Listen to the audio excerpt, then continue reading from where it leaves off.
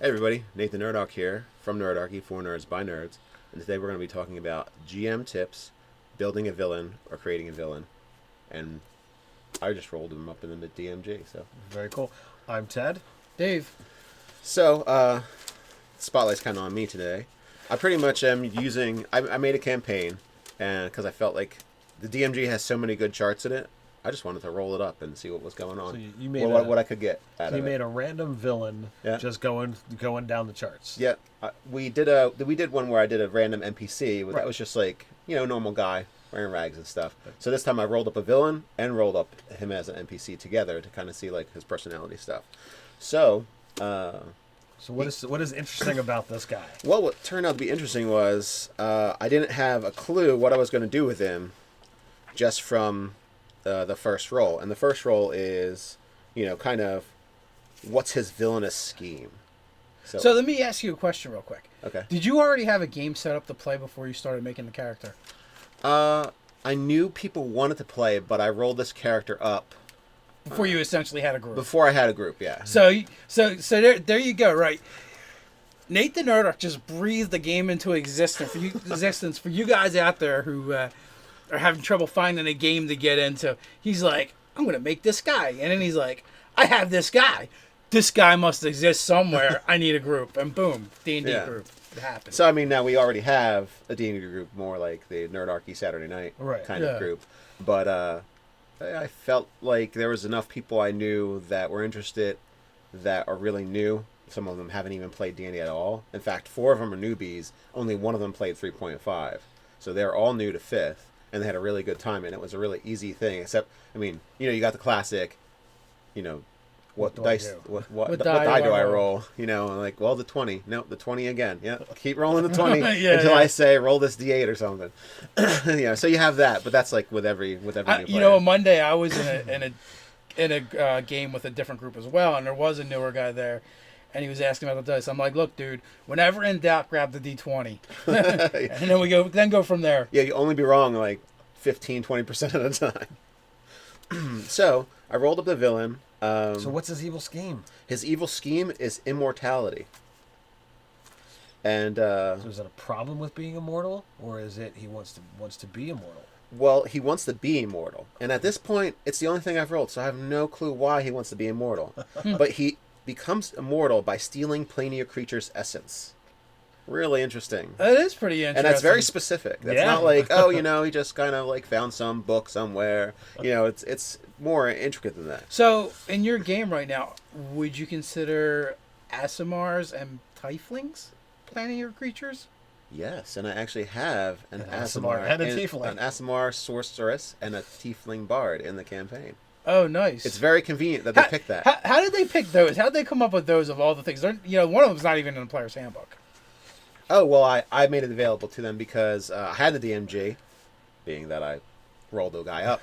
I had the DMG, and I said, hey, we were going through. She's kind of like, well, maybe I want to be an elf or, this or that, or a sorceress. And I was like, well, and I said, well, you can also choose the Aasimar, because they only had the PHB available to them at the time. Right. I said, well, there's other races and sub-races. So she said, oh, the Eladrin sounded really cool. And then she went further and said, well, no, I like the Aasimar, because she wanted to be kind of like haughty and arrogant, but not like elf arrogant. Right. So I was like, well, why don't you just be a noble as well? So her backstory is pretty cool. But I mean, we can get into that later when developing characters' backstories or PCs out of thin air or something. So you've got this villain who can suck the life out of extra planar creatures. Yes, he steals their essence from somehow. His method for like mayhem, kind of like what he's known for doing. Sometimes his MO. Yeah, his MO is summoning monsters. I was like, all right, this is getting pretty close to deciding his class. Like I can't. Yeah. I'm not going to be able to get out of. Is he a conjurer or a necromancer? I didn't choose yet. Oh. So all I've got is these 2 pieces of information. It really sounds like a conjurer to me. Yeah, doesn't it? I mean, that's kind of like the. Sure, you can summon undead, but summoning monsters in addition to actually seeking out planar creatures, that just screams conjurer. And it did for me too. I was like, well, I'm thinking I know what he's going to be as his classes. So that's his magical mayhem. His summoning monsters. I wonder what 11 is. I have to actually check the chart. You just wrote down the numbers? Yeah, magical mayhem is just not being is not descriptive enough. What's going on here? What is that? The nice thing is you can just go back and not be like, where did I get that? Where did I get that from? So, yeah, so, and this way, like, by not going with the necromancer, if you go down that route, it's less cliche, because everyone does the necromancer. Yeah, the necromancer's the evil guy. What a surprise. Yeah, the only way you can go any further from being the necromancer is if you go with the diviner. Yeah, well, diviner, Really good at the ultimate bad guy. Am I not finding this properly? Oh, whatever. Here, Ted, could you find that for me? So, what else you got going on there? Okay, so he has a villainous weakness, which it was kind of he's vulnerable to a special type of weapon. Oh. Now, I've linked how he deals with planar creatures and steals their essence with that special weapon. And just because, I was like, well, what kind of special weapon? I was like, I don't want it to just be some kind of magic sword. No, like a metal or something, or an element or something that he uses in the ritual to extract the essence from planar creatures. Maybe makes him vulnerable to it. Yes, so now that he's been immortal for a while. He hasn't trying to get immortality. He has it. Right, it's trying to maintain it. He's trying to maintain it. For his the Disney movie Tangle. Have you seen the Disney movie Tangle? Yeah. Like he'll steal babies and keep them in towers. Yeah. To keep taking some of the hair. Yeah. So for him, he drains the planar creatures, and then he instills that energy inside him. Does he keep it? He when he needs another reboot, he goes to the refrigerator and pulls out a jar. Well, I'm thinking about keeping the energy in crystals. Yeah. And then when you do something to those crystals, you can actually have them, like if you drain them and then do something to them, you can actually have it come out again. So the idea being, he's mostly planar being energy right now. Yeah. He's probably like 10% him from back in the day. So when you hit him with this stuff, it's going to seriously hurt him. Even being around a crystal that would drain energy is going to hurt him more. Oh, so maybe it's actually a certain kind of crystal. Yeah. So, I mean, he's got like this kind of like apparatus, steampunky kind of thing that he's going to be wearing that he inserts the crystals into. Uh-huh. And then it's like battery, like, oh, I need a new battery, stick it in. And then, he has his minions do that. But, So has he surfaced yet in your campaign? Not directly. Surfaced? Well, their first encounters were with different elemental little mephits, like really like piddly things, trying to kill them because they're loose. And So just to touch back, your villainous method, you rolled the magical mayhem, and then you roll magical mayhem. Then you roll the sub chart of, well, how does he go about causing that magical mayhem, and that's where you get he summons monsters. So I wrote it in reverse, and that's why I was like, where's the magical mayhem from? Yes, it's from the villain's methods. Yeah. So that's his method, is summoning monsters. So were these methods summoned by him? Not directly, and that's what's kind of like, I'm using the theme of summon monsters because. In this case, they haven't found out yet, but they're going towards a mountain that's kind of a little hub, like a ley line kind of hub kind of feel to it, where there's better magical energy there.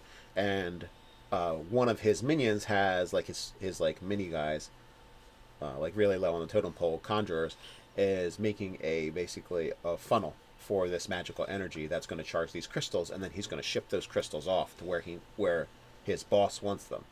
So there's different spots all over the world because he doesn't want to have just one spot, right? Where he's drawing his immortality from, because he needs a constant supply. It's like food. There's only if there's only one spot in the world that he can get food and someone breaks it, he's going to die. So that's kind of his thought process is have multiple little wells he's drawing water from. Does his minions know that he's immortal? Not that he's immortal, but what the crystals are used for and why he needs them. And some of them have theories, and there's going to be one that is kind of on the outs. Like, I don't think this is a good idea to be doing this anymore. And kind of for his more nefarious plots that are going on, that minion's going to get wind of it and kind of have a change of heart. But for the one they're going to encounter now, he's just like, kind of like the office worker level wizard, right. In a way. And this is like a processing, like a mini processing plant for this energy. And what's happened is one of the magic items that is specifically used for breaking the crystals up from larger sections is called the hammer. And it's a really simple magic item that I'm going to let the party have. I mean, well, it's not going to go away, so it's going to be there in use. And one of something happened where an air elemental got through that's larger and more sentient than the little wispy things that have come out so far. And he started breaking the binding circlets that are on all the new elementals. So that's how they got loose. And the water ones went into the stream, which went down to the lake, which is where all the water from the town comes from. So one of the half orc got attacked in the bath. Nice. And one of the part of the entertainment of the inn burnt down. The entertainment room and feast area for the inn got burnt down because some of the fire. That never happened in one of my games. Some of the woods were were drawn from were taken from the mountain by the lumberjacks, had these summoned creatures in it, and so the log that's on fire got up and started walking around. Yeah, pretty much like a flaming marionette doll kind of thing. So they had to deal with fire elementals, and they burnt down that section of the inn. His game gets to burn down inns too. Apparently, just one section. All the living quarters were stone because it's from like an ancient settlement. So, and the noblewoman who got relocated by her family because she's a throwback Azamar and a human, like her parents are human in this case because she's a sorceress. So she's a planar celestial, kind of like bloodline, but it pops up every once in a while because technically her house is ancient, so they're all kind of like eventually you eventually marry your like fifth cousin but you didn't know kind of thing. So she, by being Azamar, she's kind of inbred. That's what I heard. Well, it's that kind of thing like how you can get a it's like how you can have a tall kid with two shorter parents. They both have the the ability to. Yeah, you don't have to explain genetics. I'm not talking about the genetics. I'm talking like she's an outcast because she's not human. At Azoria, which is the city, the inn, like there's the port city. They're at Stationton, which is like on the merchant circuit for this area. Wait a minute, I think we're going to do another video. Yeah, we got to. Yeah, okay. So the villain. Too distracted. Okay, so the villain. So that was just his general villainy I rolled up, and then I was like, well, I'm going to roll him up, see what he is. So I decided to make him lawful evil, because I feel like he had to have that meticulous and like order to him, but he's also evil because he doesn't care. I mean, a celestial in the bin to drain for the life force probably tastes better than some other things. So maybe he wants something besides elementals and other things like that. So he doesn't have an issue with taking life. He wants what he wants. He's going to get it whatever it takes. His appearance, he happens to be missing two of his fingers. So this was all. Is that something that comes up on the table? Yeah. Missing some fingers? Yeah. And appearance, like. All right, so we go with appearance. So that means you rolled missing fingers. That was a number 8. So essentially, he used to do it with demons, but one of them bit off some of his fingers. He's like, you know what? Elementals just don't bite as much, so I'm going to go with those. And I'm going to get one of those thing longers, so I don't have to touch these things. So he likes to use poles to do his work rather than up close and personal.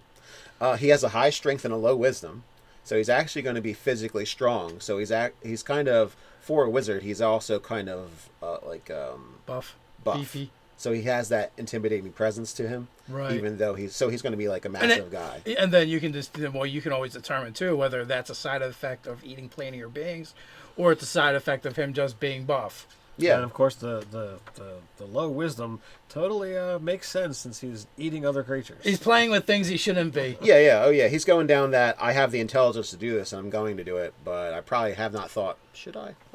Should I? Yeah. Then he has He has a talent, huh? Yes, his talent is that he speaks several languages fluently. Ooh.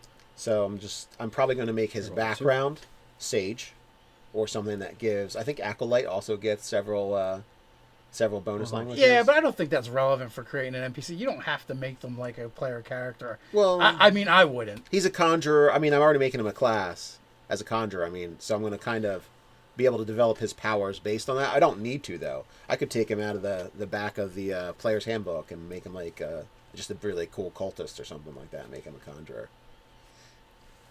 So he paces. Oh, I wonder if we know anybody that does that. His interaction trait is suspicious.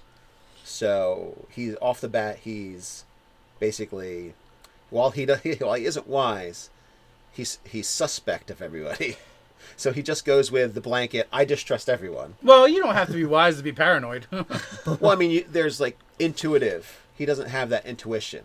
So he's been burned a few times, so he just starts with suspecting everybody. And then you have to earn his trust from there. Makes sense. His ideal is respect and retribution.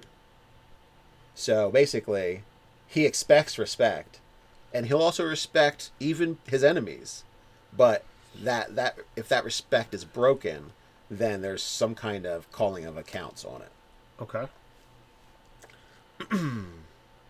And his bonds is he's captivated by a romantic interest. That romantic interest is currently in stasis right now and dead, and has been for several hundred years. Oh, you're so doing the Mr. Freeze. Has been for several hundred years. Is it Mr. Freeze or Dr. Freeze? Mr. Freeze. I don't know. How many years? I don't know. So he's got like this kind of something happened tragic in his life, and he's been trying to reclaim it ever since. And it happens to involve a woman. Okay. And then he has possession of forbidden lore. Oh, so this is one of the NPCs I rolled up. I rolled up about 8. Because I'd said I don't want to be kind of like pigeonholed into like, how did I roll up this lawful good guy for this NPC, for this guy? So I went with I rolled up 8 NPCs that I was going to have in the world somewhere. And just because it's for inspiration, it's not like you must do this. Right, absolutely. So I rolled up about 8 to 10 NPCs, and I said, this guy really fits my villain. I'm going to stick him in. And now he's the villain. So that's all I did. And, if you don't want him to have missing fingers, don't. Make him like to wear nice clothes or something. But it's a starting point. And that, because you can't say yes or no to nothing. So if you have no idea at all, you can't say, well, do I want this or not? Well, you don't have an idea yet. But if you say, I don't want his appearance to be scraggly and in rags. I want him to look nice.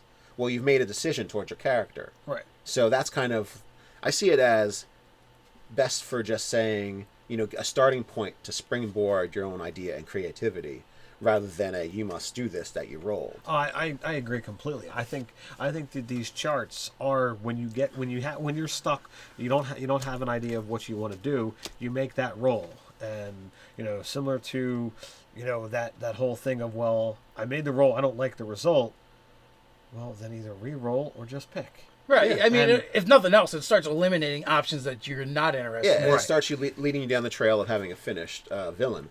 And in this case, I just kept it as is because I wanted to show how good the DMG charts are, and that you can really just literally roll with it and go with what you get.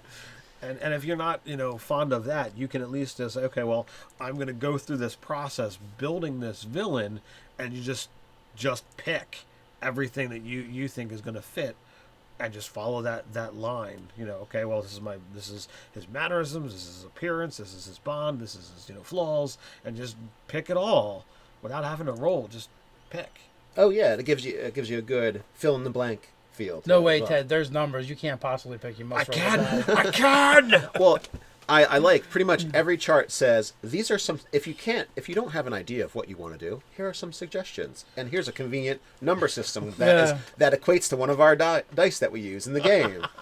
So it's the same thing with Criminal. Yeah. They've got 8, but they say right at the top, if you can't, pick what your specialty is, or if you feel like rolling, just roll. And that's the funny thing about that series of charts. You're using a D20, you're using a D8, you're using a D6, you're using a D12, you're using a D10. Do you think they said, "Hey, which die haven't we used yet? Let's stick that in there"? Well, I think so. I think that's got to be what they've done. No offense, but I think the DMG. Sorry, I totally put it on silent. We're gonna slay you, Nate. Put your comments below. I think the DMG has a blast. You think the DMG has what? Good question. Oh, it's got all that chart, but immortality, it's got 4 selections. That's just not enough. It uses that D4. But again, when you... But that's a subchart after you roll a larger number for however many different times. So what you really need is a subchart for each of the subcharts? Well, I mean, you could in fact do that if you wanted to, or you could just say, hey, I rolled immortality, so I'm just going to go with that, and I'm going to be like, well, how many different ways do I think of that you could become immortal?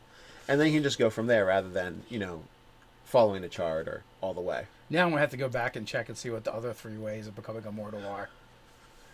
So, So with that, thanks for sharing your NPC. That was pretty cool. Oh, I had a lot of fun rolling them up. And that sounds like it's going to be a great campaign for those guys, which we're going to talk about in another video for Game Master Tips. So with that, you guys can like, comment, subscribe, and share. Check us out on nerdarchy.com. You can also join us on the conversation on Reddit. So until next time, stay nerdy.